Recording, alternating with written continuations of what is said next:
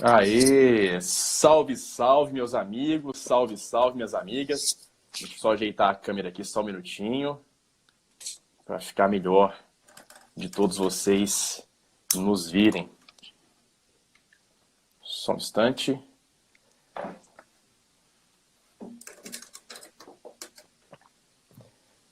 Muito bem. Meus amigos e minhas amigas, sejam todos muito bem-vindos, né? Uma boa noite de domingo aí a todos vocês. Meu nome é Gabriel Gomes Canedo, aqueles que não me conhecem, né? Eu sou professor de Direito Constitucional e também de Direito Processual Penal. E também já tive a oportunidade de lecionar em outros momentos processo civil e também teoria já do processo e prática civil. Daí a ideia, né, de fazer uma live abordando aí as temáticas que envolvem, que permeiam tanto o processo civil quanto o processo penal. E aí, pensando em alguém para poder compartilhar essa responsabilidade comigo, não me surgiu uma pessoa melhor, né, mais indicada do que o professor Joamar, que também é um especialista em processo civil, já lecionou o processo penal em outras oportunidades, já atuou na seara criminal, né, profissionalmente falando, e, portanto, é alguém que tem um pleno domínio tanto do processo civil quanto do processo penal. E, portanto, eu achei por bem convidá-lo a participar conosco desse bate-papo, né? Muito despretensioso, muito simples que nós faremos aqui nesta noite de hoje. Então, a nossa proposta, meus amigos, na verdade, fazer um bate-bola, né? Verificando em alguns institutos de processo civil, outros de processo penal, verificando as peculiaridades de cada um desses microsistemas e também averiguando melhor se há a possibilidade de termos um intercâmbio, né, entre processo civil e processo penal. Essa é a nossa proposta, então. O faremos com muita humildade, né, com muita simplicidade e sem a pretensão de verticalizar, até porque o tempo é muito exíguo, né, muito curto. Em uma outra oportunidade, nós pretendemos, então, aqui aprofundar no estudo de outros assuntos, de outros institutos, né, concernentes a esses dois tipos de processo, o penal e o civil. Ok? É isso, então. Vamos que vamos. Professor Joamar, muito boa noite. Seja muito bem-vindo aí à nossa live. Muito obrigado por ter aceito o convite. Professor Joamar, meus amigos, como já falei, é uma lenda do direito, né? Um gigante que me permitiu subir nos seus ombros para poder enxergar mais longe. Quem não sabe, é meu pai e, portanto, muito me honra aqui a sua presença hoje nesse nosso bate-papo. Seja muito bem-vindo. Vou te franquear a palavra para poder se apresentar e também fazer aí a introdução do nosso assunto. Boa noite a todos. Uma honra muito grande poder estar aqui participando dessa live com o Gabriel.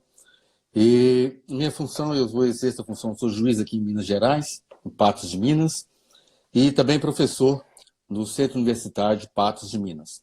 Nessa noite, né, atendendo aí uma sugestão do professor Gabriel, nós vamos estudar aí, analisar alguns aspectos sobre o direito processual constitucional, né, com aquelas particularidades de cada ramo do direito processual, sem aí afastar da visão sistêmica de unidade e de coerência do ordenamento jurídico. Nós vamos procurar nesta live aqui hoje fazer uma interação, né, uma interface, um diálogo entre o processo civil e o processo penal, ou seja, categorias distintas do direito processual constitucional, ou seja, mas com suas peculiaridades. O processo penal, aí com essa faceta de controle do jus puniendi estatal, e também o CPC como instrumento aí de composição de conflito de interesse e de efetivação dos direitos fundamentais. E é importante também registrar que o Código de Processo Civil é o único código brasileiro, né, de processual discutido e gerado integralmente sob o regime democrático. Então, nesse primeiro bloco, nós vamos ver as peculiaridades de cada um dos ramos do processo. E eu abro a palavra do professor Gabriel para abrir esse bloco aí das peculiaridades. Maravilha, professor Joamar. Então, pessoal, como o professor Joamar já disse, nós vamos aqui enfrentar um primeiro bloco em que o nosso propósito é apresentar para vocês algumas particularidades do processo civil e também do processo penal. Vamos fazer um bate-bola aqui nesse sentido. E antes de iniciar, eu queria só endossar essa informação que o professor Joamar acabou trazendo para vocês, né? de que realmente o nosso CPC é muito especial, o CPC de 2016, desculpa, 2015, né? Entrou em vigor em 2016, porque realmente é um código gerado, pensado num período absolutamente democrático. Isso é inusitado no Brasil. Portanto, trata-se de uma legislação muito especial. E quero aproveitar esse gancho, professor Joamar, para lembrar os nossos espectadores, os nossos ouvintes, que há um distanciamento, né, muito grande entre o CPP e o CPC. Se nós pensarmos aí nessas duas bases normativas, né, do processo civil e do processo penal, há uma distância muito grande. Gente, o CPP ele iniciou aí a sua vigência em 1º de janeiro de 1942. Portanto, numa outra galáxia muito distante, né? Ao tempo em que o CPC vigente, ele iniciou então a sua vigência no dia 16 de março de 2016. Portanto, há uma distância aí de 74 anos entre esses dois códigos, né? Por isso que é importantíssimo aí fazer um estudo, né, um enfrentamento mais técnico do Código de Processo Penal, porque me parece ser uma legislação que está em defasagem, lamentavelmente. Ok? Então vamos então iniciar o nosso primeiro bloco, trazendo aí algumas particularidades de cada um desses ramos do processo penal e do processo civil. Então, o professor Joamar vai fazer aí uma abordagem inicial com vocês acerca da primeira particularidade do processo civil. A primeira particularidade que nós elegemos esse é exatamente aquela situação envolvendo os poderes instrutórios do juiz. Durante muito tempo, pensava-se no juiz aí como figura, além de imparcial, o juiz absolutamente desinteressado com o resultado do processo. Dizia-se muito que o bom juiz era aquele que interferia o mínimo possível no processo, e deixando aí às partes as iniciativas postulatórias, probatórias, tudo aí em respeito àquele princípio do dispositivo. Ou seja, o juiz ele era um espectador de uma batalha judicial. Ali confundia-se imparcialidade com omissão e neutralidade. E preferia-se o juiz aí distante ao juiz participativo. Não se admitia falar em ativismo, por exemplo, processual do juiz. Era a época do chamado juiz Olimpo, né? Aquele juiz, como nós já falamos, espectador da batalha judicial. Essa visão ela está intimamente ligada, essa visão de juiz Olimpo, ela está intimamente ligada àquela ideia do processo como coisa das partes, em uma nítida associação do processo civil com o direito privado, né? O que realmente não mais se admite. A doutrina atual, né, ela repele tal entendimento e ela acolhe esse ativismo processual por ele não contaminar, né, aquela indispensável imparcialidade do juiz. Ou seja, desde que essa atuação do juiz seja realizada de forma supletiva e subsidiária. E na dicção do artigo 370, vou me permitir aqui a sua leitura, ele fala: caberá ao juiz de ofício ou a requerimento da parte determinar as provas necessárias ao julgamento do mérito. Ou seja, esse artigo 370 do Código de Processo Civil, ele traz ali, nele nós encontramos, né, o fundamento daquelas normas fundamentais da primazia do julgamento de mérito e da cooperação e da boa-fé, assim como aquela proibição do non liquer, ou seja, o juiz não pode deixar de julgar, deixar de dizer o direito, alegando obscuridade ou lacuna na lei. Lembrando, né, que o processo civil ele não tem aquele viés acusatório do processo penal. É por isso que se admite, nós temos hoje essa situação quanto à iniciativa probatória do juiz, esses poderes instrutórios do juiz. Nós temos até um magistrado paulista, um escritor paulista, também escreveu muito sobre isso, Roberto Santos Bedac, falando a respeito desta iniciativa probatória. E ela é acompanhada por esses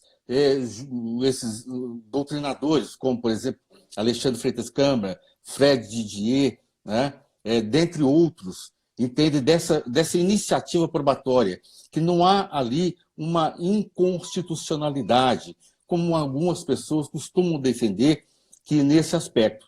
Quanto maior for a atividade do juiz, quanto maior for a iniciativa probatória do juiz, mais próximo ele vai estar ali daquela chamada verdade aproximada, que hoje nós não falamos mais de verdade formal e verdade real, né? O próprio professor Fred Dier utiliza essa terminologia chamada de verdade aproximada. Então, quanto maior for essa iniciativa probatória do juiz, mais próximo ele vai estar ali de uma sentença justa diante do caso concreto, ou seja, ele estará fazendo ali justiça diante do caso concreto.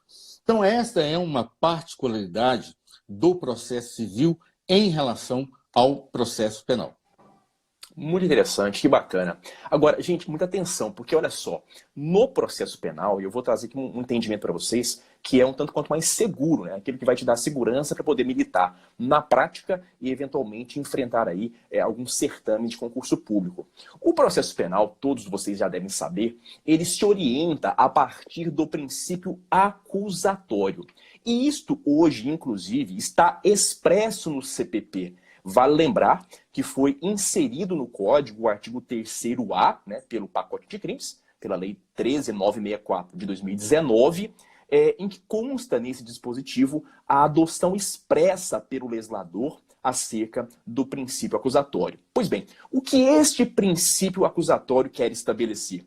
Ele quer estabelecer que deve haver no processo penal uma distinção, né, da atuação do julgador, do acusador e também da defesa. No sentido de que não pode haver aí uma confusão de papéis, né? Essa é a grande questão. E um outro aspecto muito importante é que, segundo o princípio acusatório, que hoje dá a estrutura para o processo penal brasileiro, o magistrado ele não pode, né, sair aí produzindo prova, eles não podem, na verdade, se posicionar como gestor da prova no processo penal. Essa é a grande questão. Daí porque a iniciativa probatória no processo penal, ela recai preponderantemente sobre o Ministério Público, né? E isso, pessoal, eu insisto com vocês, não é um posicionamento minoritário, pelo contrário. Esta é a posição majoritária quando se fala, então, quando se pensa no direito processual penal. Então, por conta desta estrutura acusatória, por conta deste perfil democrático que hoje o nosso processo penal possui, há que se primar por uma diferença, por uma distinção dos papéis de acusar, defender e julgar. De sorte que não pode o julgador se lançar na atividade probatória, notadamente para ter iniciativa probatória de ofício. Eu repito, este ônus probatório ele recai preponderantemente sobre o órgão de acusação e é óbvio, né? A defesa, vez por outra, desejando alcançar um provimento jurisdicional justo, também, da mesma forma, vai, de toda maneira, se lançar aí na atividade probatória. Então temos aqui, né, professor Joamar, uma grande distinção, né, entre o microsistema processual civil e o microsistema processual penal. Eu te devolvo a palavra, então, para o senhor nos trazer aí uma outra particularidade, né, do processo civil.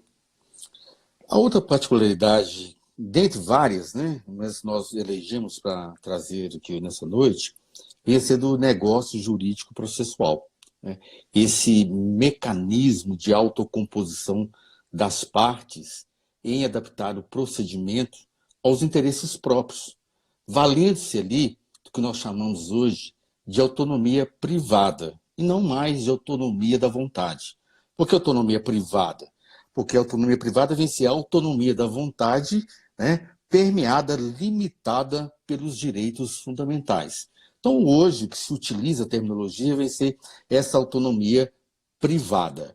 Através, nós temos essa previsão legal lá no artigo 191 do Código de Processo Civil, ele autoriza as partes transigirem acerca de prazos e procedimentos de eventual litígio oriundo aí deste negócio jurídico processual, né? Ou seja, em todos os campos do direito processual civil, será possível esta negociação. Às vezes, algumas pessoas podem dizer que não seria uma particularidade, uma peculiaridade do processo civil, porque esse negócio jurídico processual ele estaria se aproximando daquilo que nós temos no processo penal do hoje chamado acordo de não persecução penal. Mas é um negócio processual nascido ali dentro do Código de Processo Civil.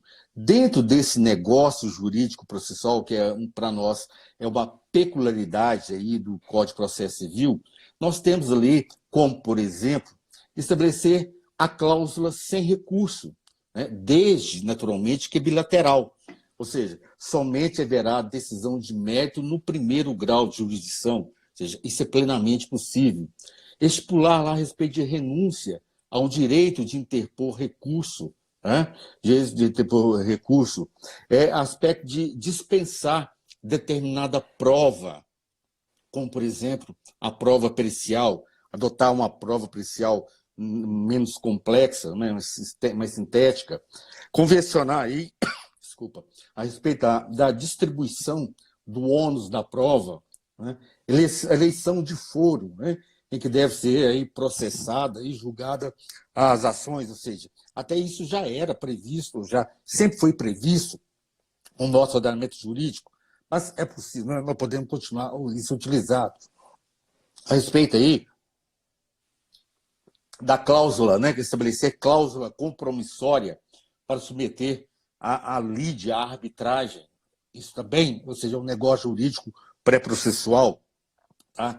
Autorizar, né, o juiz estatal decidir por equidade, mesmo fora dos casos previstos em lei. Nós sabemos que as hipóteses de decisão por equidade somente quando houver uma previsão legal, como, por exemplo, lá na jurisdição voluntária, né? Não confundir, naturalmente, aspecto de decidir por equidade e decidir com equidade. Com equidade sempre. Né? Outro aspecto também que pode se colocar num negócio jurídico processual, né? A possibilidade de pacto de impenhorabilidade, o acordo de rateio de despesas, né? O pacto de mediação ou de conciliação extrajudicial, ou seja, buscar formas alternativas de solucionar eventual conflito de interesse decorrente ali daquela relação social, daquele negócio jurídico, né? Ou seja, utilizando ali o que nós chamamos hoje do tribunal multiportas. Outro aspecto também é a não aplicação, que pode ser também objeto de negócio jurídico, a não aplicação de efeito suspensivo aos recursos. Então, é uma inovação, né? Um negócio jurídico processual. Nós temos negócio jurídico processual típico e temos negócio jurídico processual atípico, né? Nós temos aquele aspecto também chamado calendário processual, que aí depende da participação do juiz,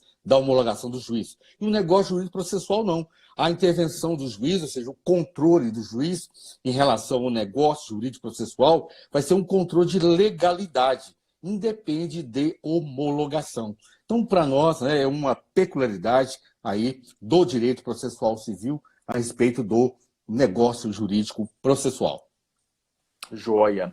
Bom, o processo penal, né, um pouco diferente do processo civil, ele acaba sendo menos maleável, vamos dizer assim, né? Tradicionalmente falando, o sistema processual penal, pensando aqui no próprio código, né, a própria base normativa que lhe dá forma, ele é um pouco mais sisudo, um pouco mais rigoroso, né, no que tange aí a aplicação das normas processuais penais. Para ser aqui um pouco mais claro, eu poderia dizer para vocês que o sistema processual penal é composto essencialmente por normas cogentes, né? Mesmo porque o que está em jogo aqui é essencialmente a liberdade daquele que possivelmente acabou transgredindo a lei penal. E, portanto, há que se ter um certo rigor, né? Há que se primar pela forma no processo penal. Isso é muito importante ao processo penal. Talvez isso vai trazer uma certa diferenciação em relação ao sistema processual civil. Porque, como já disse, o que está em jogo no processo penal é a própria liberdade do indivíduo. Acontece, contudo, meus amigos, olha que interessante isso, né? Acontece, contudo, que de um tempo para cá, alguns institutos foram introduzidos, né, nesse campo normativo do processo penal, trazendo uma dose de flexibilização dos procedimentos, né? E eu posso mencionar para você aqui alguns institutos que já não são mais novos, institutos que são antigos, que são lá da década de 90, e que trazem, então, essa ideia de maleabilidade procedimental no processo penal. Quero lembrá-los, por exemplo, do Instituto da Transação Penal, né? Trazido pela Lei 9.099. A transação penal, logicamente, vem trazer aí uma flexibilização do próprio princípio da obrigatoriedade da ação penal, né? E é um instituto muito interessante, inclusive, já foi muito debatido, inclusive no que toca à sua constitucionalidade, e já se decidiu que ela é de fato constitucional, né? Um outro instituto também que veio a lume com a Lei 9.099 foi a própria suspensão condicional do processo, né? Que está lá no artigo 89 da Lei dos Juizados Especiais, que é um instituto que veio flexibilizar a indisponibilidade do processo penal. Depois, não é demais também comentar com vocês que nós tivemos ali a previsão na Lei 12.850, na Lei das Organizações Criminosas, a previsão da colaboração premiada. E não só isso, né, se não bastasse, agora, com a reforma trazida pelo pacote anticrimes, Lei 13.964, nós tivemos a introdução no CPP do acordo de não persecução penal, lá no artigo 28A. Então perceba que essa situação de justiça negociada, né, ela também está, digamos, ganhando aí uma certa atenção no campo do processo penal. E eu vou ser muito franco com vocês. Ao meu modo de ver, é uma realidade sem volta. Né? Porque nem em todos os casos, meus amigos, nem em todos os casos o Estado vai conseguir trazer uma resposta estatal que seja mais interessante, né, para aquela situação concreta. E aí, por que não? Por que não permitir que haja, de certa forma, uma negociação, né, um entendimento entre acusação e defesa para que o processo penal nem mesmo venha a existir? Isso é muito interessante. Então veja, temos transação penal, suspensão condicional do processo, colaboração premiada e também agora o acordo de não persecução penal. Então, por mais que a natureza do processo penal seja um pouco mais, digamos, rígida, perceba que essa flexibilização ela é inevitável. Professor João Amar, o senhor tem mais alguma peculiaridade para trazer, não é mesmo? Sim, outra peculiaridade que nós podemos trazer é a respeito da revelia, ou melhor, né, do efeito da revelia. Porque a revelia, ela existe também no processo penal. Ou seja, a revelia está relacionado com a ausência de defesa. No primeiro momento, no processo penal, quando há ausência de defesa, nomeia-se o defensor. Agora, o que nós não temos é o efeito da revelia.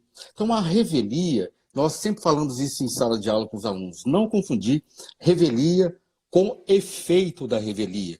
Nós temos a revelia relacionada com ausência de resposta do réu, ausência de resposta do réu, e nós temos ali a revelia em sentido estrito e a revelia em sentido amplo, né? A revelia em sentido estrito é relacionada com a ausência de resposta. E a revelia em sentido amplo, aquela revelia relacionada com o descumprimento de algum outro ônus processual que não a resposta do réu. Então, a revelia, ela existe. Agora, nós temos situações dos efeitos da revelia, né? Então, nós temos os efeitos da revelia no campo processual e no campo material. Nós temos dois efeitos da revelia. O efeito material, que é a presunção de veracidade. E o outro efeito da revelia no campo processual, que vem a ser aquela da dispensa de intimação, quando, né, o réu não tiver, como a própria lei fala, utiliza o termo patrono nos autos. Então nós temos ali o aspecto da revelia, ou seja, a presunção de veracidade, ou seja, essa é uma peculiaridade do processo civil. Nós vamos ter também aí, quando nós falamos de, por exemplo, relacionado com revelia, ou seja, presunção de veracidade, vamos ter lá a chamada pena de confissão, quando do interrogatório ou quando do depoimento pessoal. Você pode estar pensando assim, mas interrogatório no processo civil? Existe essa figura no processo civil? Sim, interrogatório não é só no processo penal. Nós temos o depoimento pessoal, que é quando uma parte requer o depoimento da outra parte. né? Nós temos aí o chamado depoimento pessoal. E esse aí é realizado, normalmente, esse depoimento pessoal, quando a especificação de provas, ou mesmo está na própria petição inicial, já é ali manifestado sobre esse depoimento pessoal. E temos o interrogatório. O interrogatório é quando é de iniciativa do juiz. E a diferença entre os dois não é só a iniciativa, ou seja, o depoimento pessoal, a iniciativa é das partes. Uma parte requer o depoimento pessoal da outra. Agora, no interrogatório, é o juiz que vai interrogar. A qualquer momento, dentro do processo civil, o juiz pode interrogar as partes. E a outra diferença vem a ser qual? No interrogatório, quando se trata de interrogatório, ou seja, que foi iniciativa do juiz em ouvir as partes, em qualquer fase do processo, naturalmente antes da sentença, no interrogatório não tem a pena de confissão, ao passo que no depoimento pessoal nós vamos ter essa pena de confissão. E no processo civil, onde o acusado no processo penal, melhor dizendo, onde o acusado é presumidamente inocente, não se aplica aí essa pena de confissão. Ótimo, ótimo. Professor Joamar, eu quero aproveitar o seu gancho, né? Confesso que nem ia falar disso não, mas acabei me lembrando aqui agora. No processo penal, nós temos um dispositivo que vem dispondo sobre a possibilidade de o juiz, a qualquer momento, submeter o acusado a novo interrogatório. Exatamente. O que nós estamos falando a respeito sim, da aplicação da pena de confissão, né? Ou seja, que muitas vezes as pessoas falam em interrogatório no processo civil, e muitas vezes tem questões de prova, a gente tem visto isso, que as pessoas se confundem em relação. Ou seja, é uma situação assim, bem uma peculiaridade. Ou seja, o juízo, naturalmente, ele pode a qualquer momento ouvir as partes, inclusive no processo penal. Né? E muitas vezes o juiz reinterrogar a parte nesse sentido aí. Principalmente aquelas situações, né, que nós vamos até falar um pouco mais adiante, mas talvez nós vamos abordar isso aqui hoje, é a respeito do princípio da identidade física do juiz. Às vezes o juiz realizou a instrução penal, lá no processo penal, hoje aplicado, agora vem um juiz substituir aquele juiz que realizou a instrução. Ele pode, novamente, interrogar esse acusado, porque uma coisa é você ler o interrogatório, outra coisa é o papel, que está no papel, outra coisa é o contato, né? Aquele contato imediato, aquela imediatidade entre o juiz e o réu. Maravilha, é isso mesmo.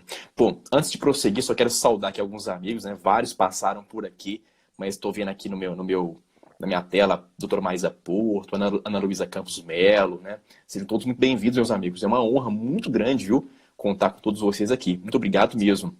Mas, enfim, vou fechar aqui esse bloco trazendo, então, uma última particularidade do processo penal, muito importante para o pessoal, e que, às vezes, né, aqueles que advogam nas duas searas, na seara civil e na seara penal, acabam fazendo uma certa confusão. Diz respeito, meus queridos amigos, à afluência, à contagem do prazo. Muita atenção, porque todos vocês sabem, né, que de acordo com o novo Código de Processo Civil, que já não é mais novo, é de 2016, de 2015, o novo código, né, lá no artigo 219, salvo melhor juízo, ele veio trazendo, então, uma nova dinâmica de contagem do prazo, dispondo que os prazos no processo civil são contados em dias úteis e, portanto, excluindo-se os dias não úteis, né? Os feriados, sábado, domingo e tudo mais. Pois é. Agora, gente, no processo penal, muita atenção. Nós temos uma previsão específica, uma previsão própria no CPP, lá no artigo 798, salvo melhor juízo, isso mesmo, 798. O 798 claramente vem dizendo que no processo penal os prazos são contados de forma corrida, de forma contínua, ou seja, contabilizando-se na contagem os dias não úteis, né? Os dias feriados, final de semana e tudo mais. O que vai acontecer, obviamente, meus caros amigos, minhas caras amigas, é que se porventura a intimação se deu numa sexta-feira, por exemplo, pegando aqui um exemplo mais simplório para que todos possam entender, obviamente que a contagem do prazo vai se iniciar na segunda-feira, ou seja, no primeiro dia útil subsequente. Mas no mais das vezes, se, por exemplo, a intimação se deu na quinta-feira, sexta-feira é o primeiro dia do prazo. E nós vamos sim contar sábado, domingo e eventuais feriados que estiverem aí no curso dessa contagem. Uma questão muito importante que eu preciso ressaltar com vocês aqui é a seguinte. Havia uma grande celeuma, né, quando então iniciou-se a vigência do CPC de 2015, se esta previsão da contagem do prazo em dias úteis se aplicaria ao âmbito do juizado especial. É uma grande celeuma. E, felizmente, o legislador, em 2018, veio colocar uma pá de cal por cima disso, introduzindo na Lei 9.099 o artigo 12A e dizendo que sim, no GESP os prazos são contados em dias úteis. Só que tem um detalhe, pessoal. A lei do GESP, a Lei 9.099, ela tem uma aplicação na esfera civil e também na esfera penal. Veja, se você fizer uma análise topográfica do artigo 12A da Lei 9.099, você logo vai perceber que esse dispositivo está no capítulo 2. Ou seja, ele se aplica às questões de ordem civil no que toca ao juizado especial. Aqueles assuntos de natureza criminal, né, os crimes de menor potencial ofensivo e as contravenções penais, que são julgados no juizado especial criminal, a contagem do prazo ali vai se dar em dias corridos, de forma contínua. Ou seja, na esfera penal, no GESP, nós não aplicamos o 12A da 9.099. Lá também a contagem acontece em dias corridos, de forma contínua. Ok? Então, com essas informações, fechamos o primeiro bloco. Vamos para o segundo bloco, verificando a possibilidade de intercâmbio normativo entre o processo civil e o processo penal. E aí, o professor Joamar vai iniciar esse bloco para nós. Nós podemos partir do pressuposto que nenhum ramo do direito ele tem autonomia plena. Ou seja, há um diálogo entre estas áreas aparentemente antagônicas, processo civil, processo penal, mas que na realidade eles possuem muitos pontos de interseção. Ou seja, o artigo 15 do Código de Processo Civil, ele fala da aplicação subsidiária e supletiva deste código a alguns ramos do direito. E lá, como o próprio professor Renato Brasileiro fala, houve uma omissão involuntária do legislador. E nós temos, inclusive, o enunciado 3, número 3 da Jornada de Direito Civil, falando da aplicação subsidiária ou supletiva do processo civil no processo penal. E nós temos aí esta aplicação do processo civil no processo penal. Isso é induvidoso. Nós temos lá, por exemplo, uma aplicação expressa lá no Código de Processo Penal, falando de forma de aplicação expressa do Código de Processo Civil. No caso, por exemplo, da citação com hora certa, lá no artigo 362 do Código de Processo Penal. Fala que na citação com hora certa vai-se observar o Código de Processo Civil. Só que lá faz referência ao código anterior, né? O nosso código anterior de 73. Mas, naturalmente, com a interpretação aí, conforme é aplicado. Então, a citação com hora certa é uma outra situação que muitas vezes as pessoas estranham, mas ela é possível, sim, no processo penal. E também, lá no artigo 139 do Código de Processo Penal, fala onde está tratando das medidas assecuratórias, trata de arresto, sequestro e até de uma hipoteca, vai-se observar o disposto no Código de Processo na legislação civil, ou seja, onde você forma aplicação expressa. Então, nós temos expressa. E temos também, não há a menor dúvida quanto isso, da aplicação supletiva, né? Supletiva, ou seja, onde inexistir normas, né, no processo penal, aplica-se aí supletivamente o Código de Processo Civil.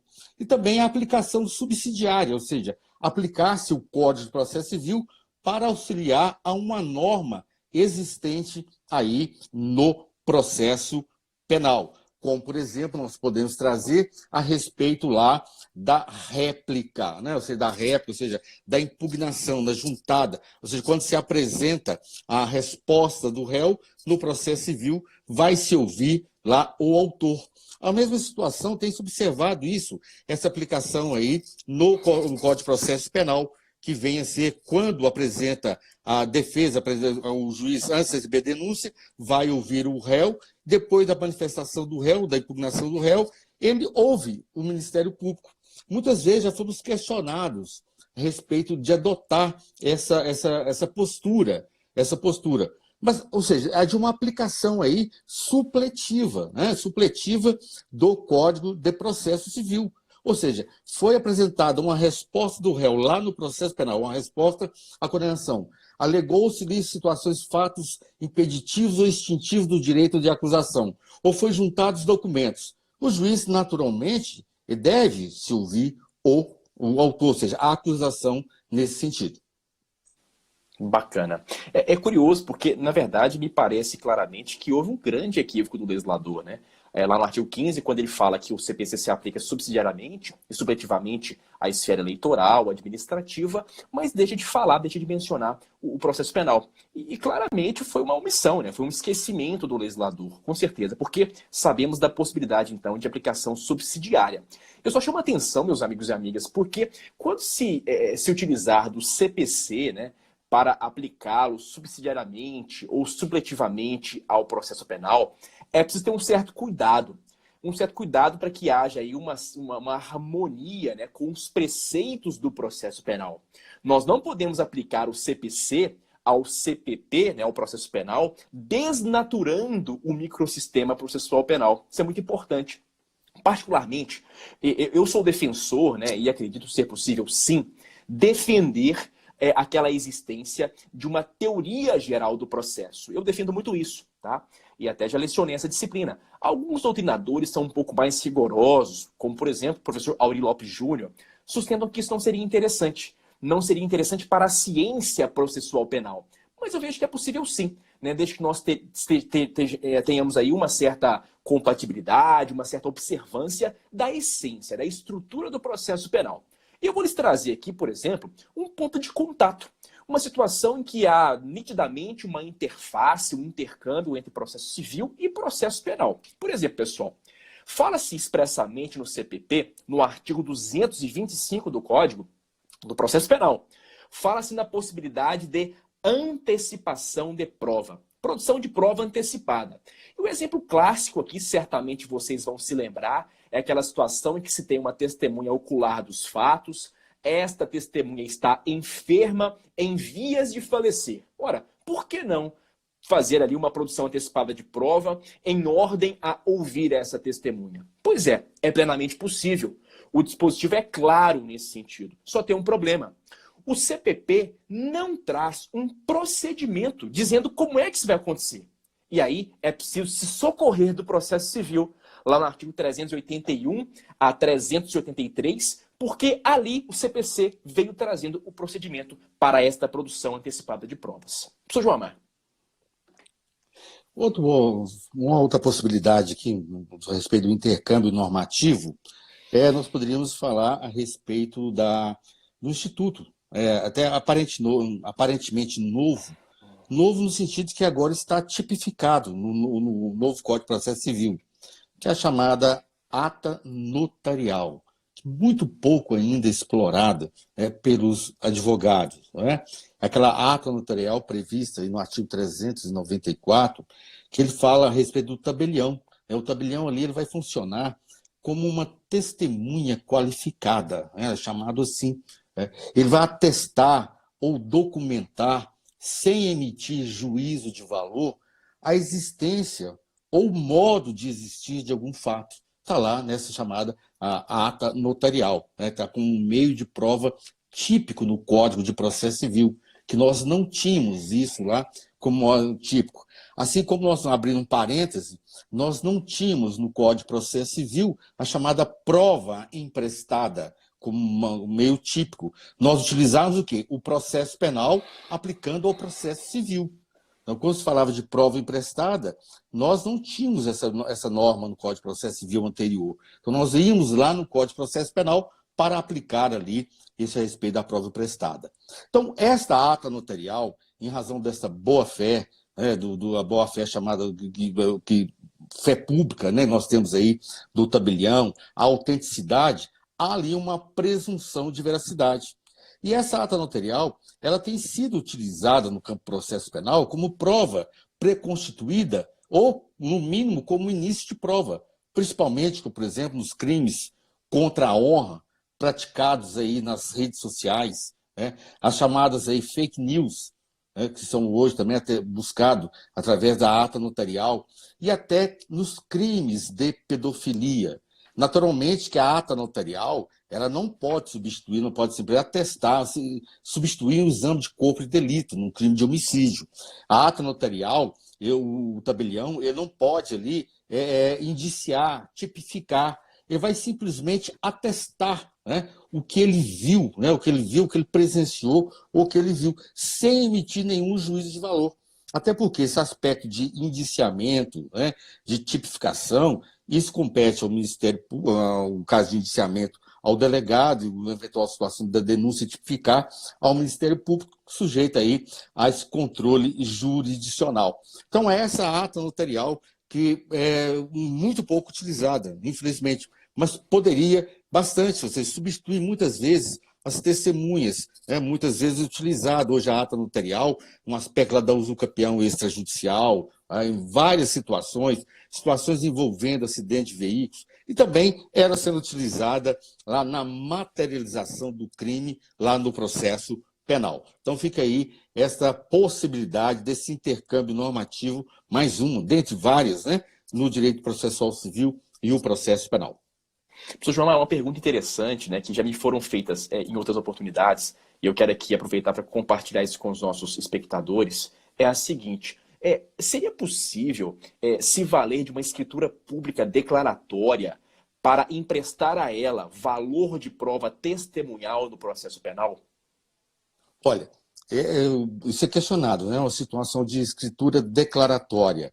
Ali nós vamos ter simplesmente uma presunção de veracidade do que foi falado, né? A pessoa declarar. Então, não confundir naturalmente ata notarial com escritura declaratória. Embora, né, o nosso ordenamento jurídico ele confunde um pouco esses dois institutos, quando ele está tratando da usucapião extrajudicial, que vai ouvir as testemunhas lá, que a pessoa exerceu a posse mansa e pacífica durante certo tempo, que não há nenhuma oposição quanto àquela posse. Na verdade, o que está fazendo é uma declaração, não uma ata notarial. Mas é uma situação que pode sim ser utilizada, algumas situações, mas eu tenho para mim que visto isso aí com muita reserva. Porque esta escritura declaratória de uma testemunha, ela vai ser realizada sem o crivo do contraditório. E a essência do processo hoje, seja do direito processual, é o contraditório, né? É o contraditório substancial. Isso é fundamental, aquela informação necessária, aquela possibilidade de reação, né? Aquele poder de influência da decisão e a não surpresa, né? Então, essas situações. Então, eu tenho para mim que essa escritura declaratória de uma testemunha no processo penal, ela teria essa fragilidade por ela não passar pelo crivo do contraditório. É isso mesmo, eu também penso da mesma forma. A questão é que trata-se de uma prova produzida unilateralmente. Exatamente. Né? E esse é o grande problema. Né? Mas muito bem, eu vou trazer aqui uma outra situação de intercâmbio entre processo civil e processo penal, que é justamente a seguinte, pessoal. Dever de fundamentação. Vocês devem estar ligados, certamente, que o CPC veio trazendo o artigo 489, parágrafo 1º, estabelecendo ali algumas diretrizes de fundamentação. Né? Não sei se vocês se lembram disso. Falando, olha, juiz, não basta você mencionar o dispositivo legal, não basta você mencionar determinado precedente, tem que fazer ali, obviamente, um exercício, né, de fundamentação concreto, na situação concreta. E isso trouxe o CPC, obviamente. Agora, gente, o nosso atual CPP, com a reforma do pacote de crimes, isso foi introduzido no nosso CPP. Lá no 315, parágrafo 2º, lá vem dizendo, olha, a decisão judicial que decreta prisão preventiva, revoga preventiva ou substitui preventiva, deve estar também devidamente fundamentada nos estritos termos do que fala o 489, parágrafo 1º. A verdade, gente, é que muito antes, né, desta inovação que veio à tona com o pacote anticrimes, muito antes já se aplicava ao processo penal o 489 do processo civil. né? Então, é uma coisa assim, indiscutível. E aí, o nosso legislador corretamente trouxe essa inovação para o processo penal, corretamente, é claro. O detalhe é que ele se limitou a dizer isso quanto às decisões relacionadas à prisão preventiva. Ao tempo em que nós temos a compreensão, isso parece ser unânime na doutrina, né, de que essas diretrizes de fundamentação, elas devem se espraiar para quaisquer decisões judiciais prolatadas no processo penal.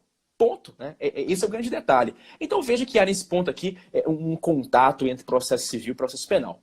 Aproveitando o gancho... Tirante isso aí, também... Gabriel, nesse aspecto de todas essas decisões, eu falo fundamentada, tem uma decisão no processo penal onde o juiz ele tem que se abster de determinadas fundamentações, né? Que é a sentença de pronúncia. A sentença de pronúncia é só um juízo de admissibilidade da acusação. Então, essa sentença de pronúncia, há uns anos atrás, o juiz normalmente só faltava fixar a pena nela, né? Analisava todo aquele aspecto, todas as teses da defesa, enfrentava pormenorizadamente as teses apresentadas pela defesa, também as situações apresentadas pela acusação. E com a reforma do Código de Processo Penal, isso já há um certo tempo, a decisão de pronúncia, né, ela já não pode haver, o juiz não pode adentrar no mérito desse julgamento, simplesmente admitir a questão de materialidade e indício de autoria e remeter aí a julgamento no tribunal do júri. É verdadeiro, corretamente. Mas, professor Omar, eu ouso dizer, nem sempre, alguns anos atrás, né? Ainda hoje, alguns magistrados, digo isso com muito respeito, né? Faltam apenas fazer a dosimetria da pena na sentença de pronúncia, usurpando a competência que é do júri. É um grande absurdo. Né? Saudar aqui o nosso querido amigo, professor Luiz Henrique Borges Varela, grande amigo do nosso coração, tanto meu quanto o professor Joamar, né? Está presente aí. Passou mais cedo por aqui, professor Paulo Henrique, professor Rodrigo Assunção, né? Que é magistrado aqui em Patos de Minas também. Sendo todos muito bem-vindos. Mas então, professor Joamar, um outro aspecto de contato, né? Isso é novidade, hein? Diz respeito ao IRDR. Incidente de resolução de demandas repetitivas, que é um instituto que está inserido no CPC, pessoal. E lá, o IRDR ele vem dizendo que quando o tribunal estadual ou o tribunal regional, né, conforme for, justiça estadual ou federal, quando ele estiver diante de casos repetitivos, né, que envolvam questões meramente de direito, pode-se então instaurar um incidente de resolução de demandas repetitivas, de modo a trazer uma solução uniforme e com isso priorizando aí o princípio da isonomia. Então, como já disse, o IRDR é um instituto trazido a lume pelo CPC 2015. Mas a pergunta é, será que não se pode pensar em IRDR no processo penal? Me parece que sim. Quando se estiver diante dessa situação, né, com esses pressupostos, demandas repetitivas, questão unicamente de direito e demandando uma decisão uniforme, por que não aplicar o IRDR no processo penal? Né? Isso parece ser muito interessante, muito bacana. Professor Joamar, a palavra é sua. Vamos lá. O outro aspecto desse intercâmbio normativo, que inclusive foi até objeto de questões de concurso, de outorgas de delegações. Eu não estou lembrado se foi no Paraná ou se foi em Santa Catarina. E também em Minas Gerais, que envolve a chamada mutatio libelli e a emendatio libelli, né? Envolvendo até esse intercâmbio normativo entre o direito processual civil e o processo penal. Mas como eram questões objetivas, adotou a letra da lei, né? Lá nos artigos 383 e 384. Só para recordar, o aspecto da mutatio libelli, está lá no artigo 384 do Código de Processo Penal. É quando na instrução surgem fatos novos, né? Diversos daqueles fatos pelos quais o réu foi denunciado. Por esse motivo, observando que o réu defende dos fatos, e esses fatos surgiram durante a instrução, a sentença ela não pode ser proferida de imediato, sob pena de influenciar os princípios do contraditório, da ampla defesa e também o da surpresa, né? Além de descumprir esta correlação, essa congruência que tem que existir entre a acusação e a defesa. Então, quando se trata de mutatio libelli, o artigo 384 fala que o juiz vai ouvir a parte, vai ouvir a parte contrária, né? Vai para ditar a denúncia no prazo de 5 dias, né? E ouvir a parte contrária. Então, nesse aspecto, ir no 384 na mutatio libelli, seja para aumentar ou seja para diminuir a pena. O juiz, em qualquer situação, ele vai ouvir. Agora, na emendatio libelli, essa emendatio, ela está no artigo 383. Nessa não tem fatos novos, né? Mas a emendatio libelli, que nós não temos, por exemplo, no processo penal, o juiz mandar o Ministério Público emendar a denúncia. Se o juiz entender, ele descreveu um fato e tipificou com um determinado artigo, norma legal, o juiz não vai poder mandar ele emendar a petição inicial.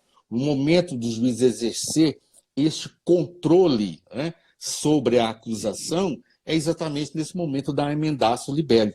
Então, na emendatio libelli, o fato está descrito, né? Mas o juiz, sem modificar a descrição do fato contido na denúncia ou na queixa, ele pode atribuir uma definição jurídica diversa, ainda que, em consequência disso, ele tenha que aplicar uma pena mais grave.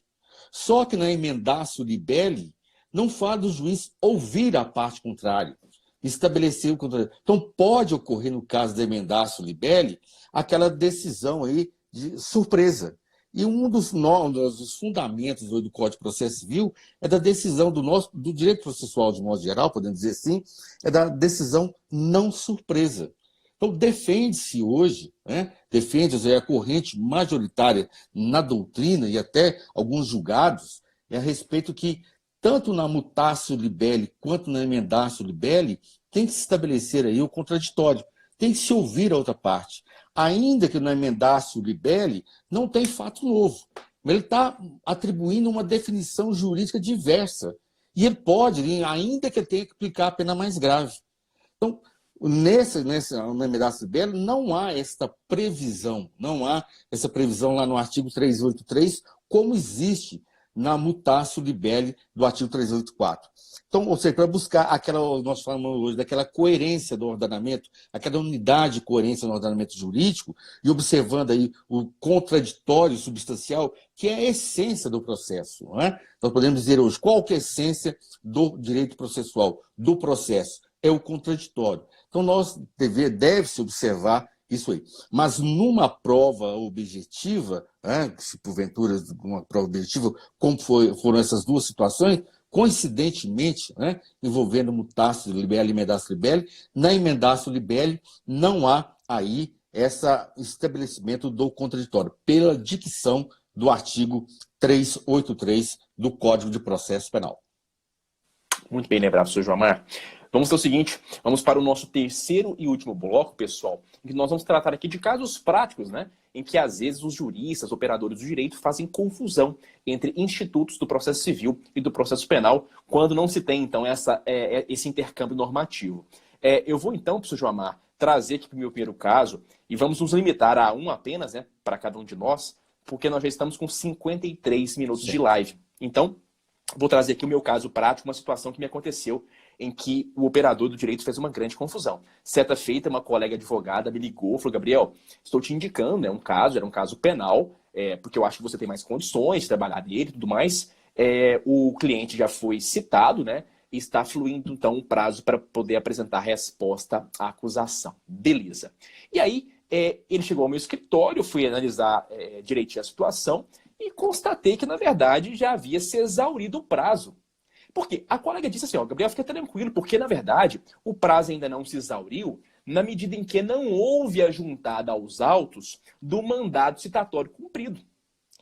E aí, eu analisando o processo, gente, prazo acabou. O prazo já foi exaurido. Por quê? No processo penal, gente, precisa ter muita atenção a isso, tá?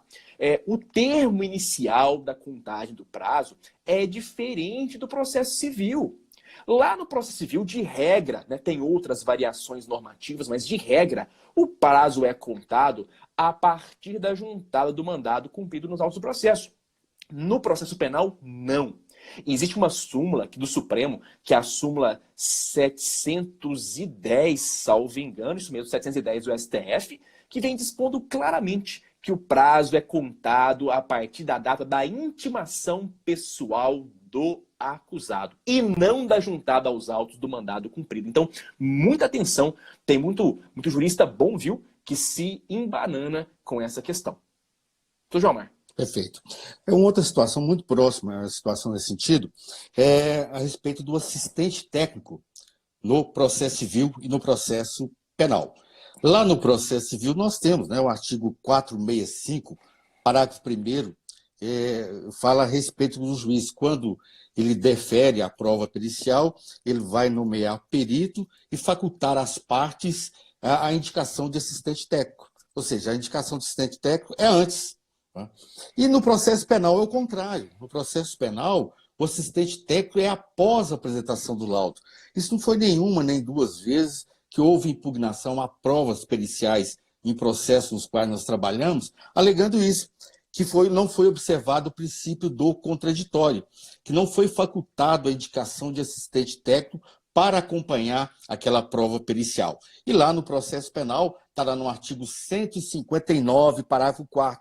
Isso também, não só no aspecto prático, eu já vi isso muito questões de prova, né? A indicação de assistente técnico no processo penal, ou seja, é após a apresentação do laudo. É depois que o laudo é apresentado, é que vai se dar a vista para que os assistentes técnicos manifestem. Ou seja, o assistente técnico, ele não acompanha a prova pericial. Tá? Não há esse acompanhamento como isso ocorre lá no processo civil. Maravilha. Só queria responder aqui a uma pergunta do nosso amigo Wander Diógenes, né, que veio perguntando se admite a aplicação do poder geral de cautela do processo civil ao processo penal. Wander, respeitosamente, eu acredito que não é possível. Porque, na verdade, o processo penal ele é permeado de regras que visam limitar, ou que visam, pelo menos, de certa maneira, organizar o poder punitivo estatal. De modo, então, que não se pode abrir o processo penal para as generalidades que são próprias do processo civil. Então, eu tendo a acreditar, talvez numa perspectiva um pouco mais rigorosa e conservadora do processo penal, que não se admite aqui a aplicação do poder geral de cautela. Tá bom? Eu aproveito a oportunidade para, então, passar a palavra ao professor Joamar para que deixe a sua mensagem final, né, brevemente para a gente. Só, olha, mas agradecer essa oportunidade, dentro das limitações de tempo. Como nós falamos aqui no início, professor Gabriel, não é intenção nossa de esgotar o assunto, muito pelo contrário, uma live dessa envolvendo esse intercâmbio processo civil, processo penal, isso aí daria várias e várias horas, várias situações. E também não foi objetivo nosso, então, de esgotar, nem de verticalizar. É mesmo um bate-papo aqui nessa noite de domingo, nesse momento aí de afastamento, de nós estarmos aí mais próximos de vocês. Esperamos aí ter a companhia de vocês em outras oportunidades. Muito obrigado aí, uma boa noite, um bom início de semana. É isso aí, pessoal. Muito obrigado pela atenção de todos vocês. E foi um prazer recebê-los aqui no nosso Instagram, tanto meu como do professor Joamar. E vamos em frente, né? Certamente aí fazer outras lives para poder, de fato, verticalizarmos alguns institutos específicos do processo civil e do processo penal. Foi um privilégio, né? Um prazer muito grande ter todos vocês aqui junto com a gente. Muito obrigado de coração. Essa live vai ficar salva no meu IGTV e também no meu canal do YouTube, né? Constitucional na Veia. Depois acessa lá, tá bom? Obrigado mesmo, viu, professor Joamar? Muito obrigado mais uma vez por ter aceito o convite e até uma próxima oportunidade. Obrigado. Tchau, tchau, gente. Boa Bom noite, domingo para vocês. Obrigado.